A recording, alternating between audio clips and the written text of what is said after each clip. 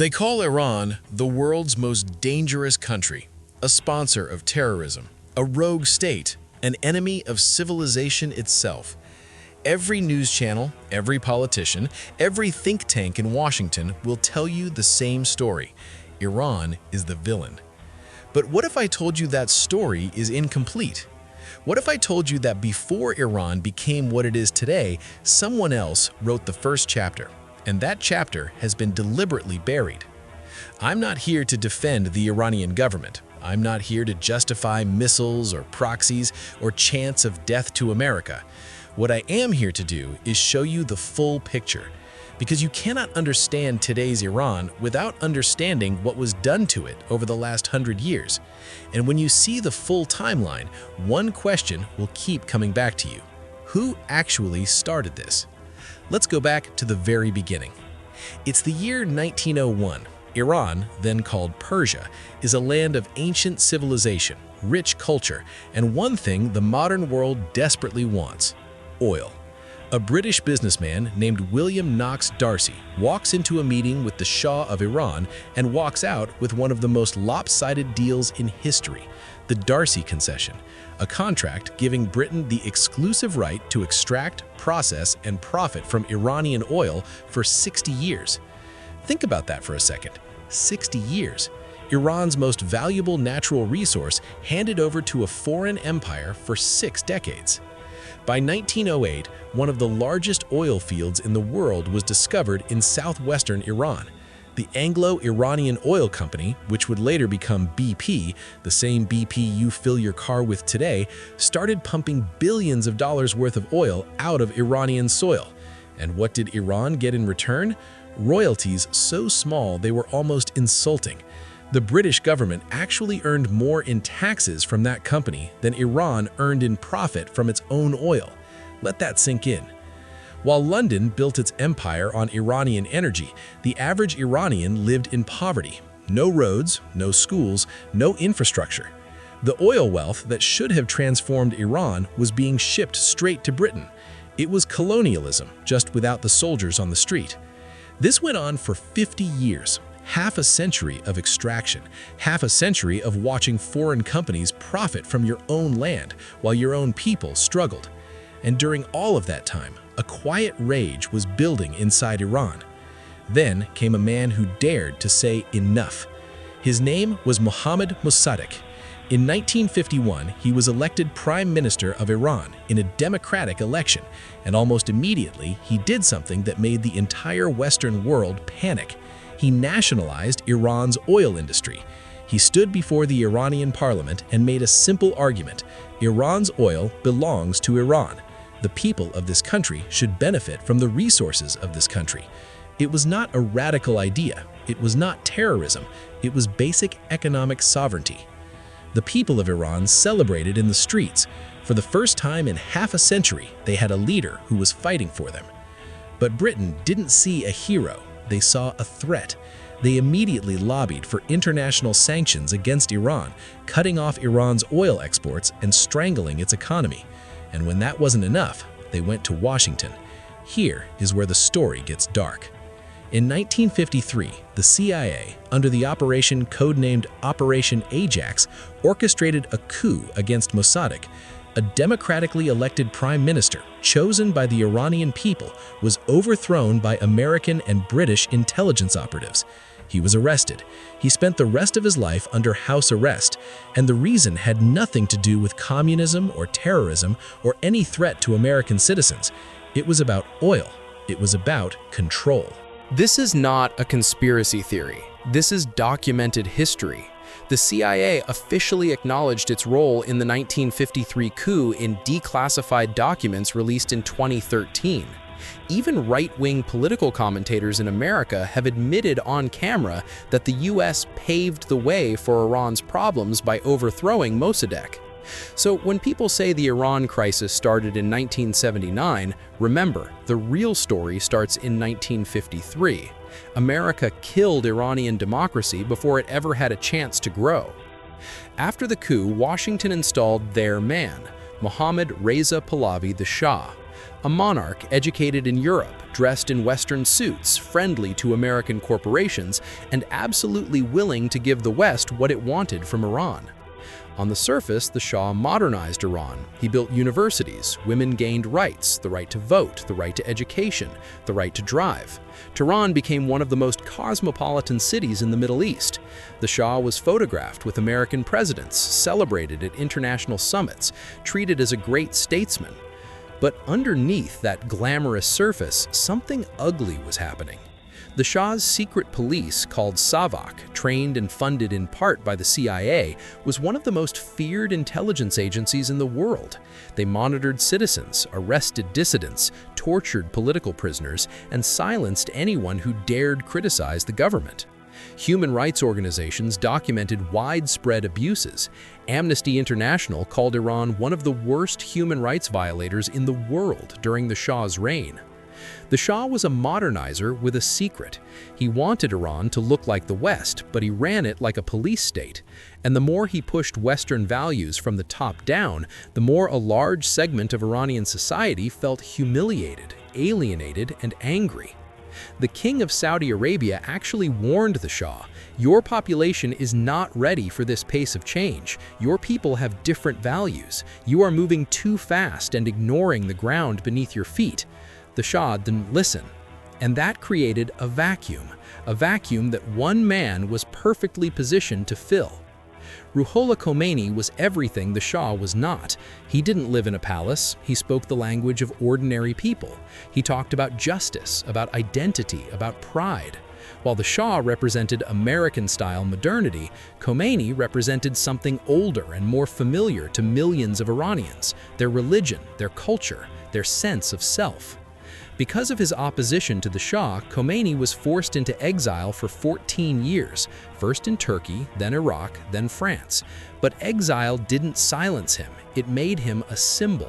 Every year he spent outside Iran, the people inside Iran grew more attached to him. He was the man the powerful were afraid of, and in Iranian culture, that means something. In 1978, the Shah made a catastrophic mistake. A government-controlled newspaper published an article mocking Khomeini. The streets erupted. Protests spread from city to city. The Shah's security forces cracked down brutally, which only made the protests grow larger.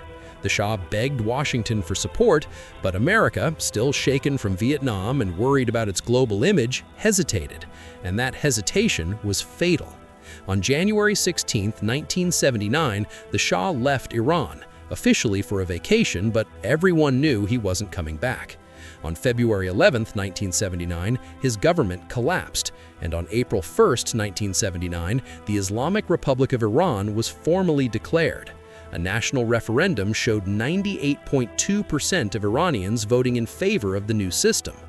Now here's the important nuance. Not all 98% were Islamic hardliners. There were liberals in that crowd. There were students, there were communists, there were journalists and feminists and ordinary people who had simply had enough. Enough of the Shah, enough of corruption, enough of American interference. They wanted change. Any change. What they got was Khomeini. The early optimism faded quickly. Khomeini didn't share power. He rewrote the Constitution to concentrate authority in the hands of a supreme leader, himself. He created the Guardian Council, a body with veto power over every law passed by Parliament, the power to approve or reject election candidates, and the authority to override the will of Iranian voters whenever it conflicted with religious doctrine. The revolution replaced one form of authoritarianism with another. The liberals who had marched alongside the Islamists found themselves arrested, exiled, or silenced. Press freedom was crushed. Political opposition was criminalized. The revolution consumed its own children. And then came the hostage crisis, and the Iran-Iraq war, and the sanctions, and the nuclear standoff.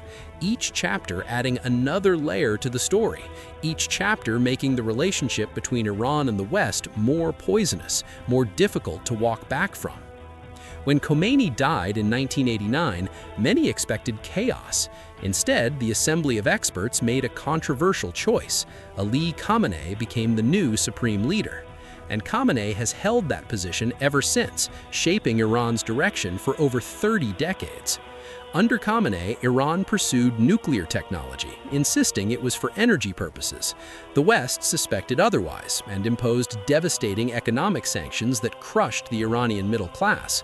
Iran built a network of regional allies, Hezbollah in Lebanon, Hamas in Gaza, Houthi forces in Yemen, which the West labeled state-sponsored terrorism and which Tehran called strategic deterrence.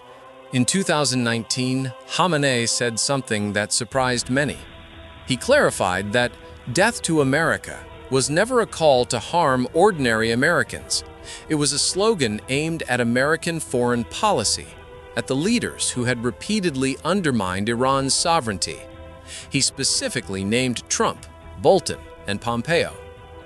Whether you believe him or not, the context behind that slogan goes back not to 1979, but to 1953.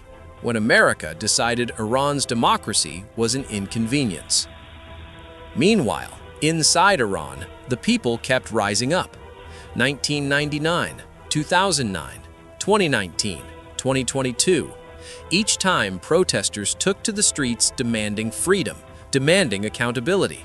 Each time, the government crushed them. In 2022, following the death of Mahsa Amini in morality police custody, hundreds of protesters were killed, including children. The crackdowns were brutal and widely condemned. But here is the uncomfortable question that rarely gets asked in Western media. When America expresses outrage about human rights in Iran, is it genuine concern or is it leverage? Because America has also left a trail of civilian deaths in Afghanistan, in Iraq, in Yemen. America has also supported authoritarian regimes when those regimes served American interests. The Shah was proof of that. This is not whataboutism. This is context, and context is what most news coverage of Iran deliberately leaves out. So let's come back to the original question. Who is the villain here? Is it Iran, for having an oppressive government that controls its people and threatens its neighbors? Yes, there is real oppression in Iran. That is a fact.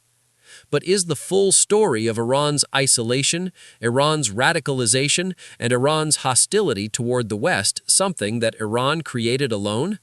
Absolutely not. In 1901, Britain stole Iran's oil. In 1953, America killed Iran's democracy.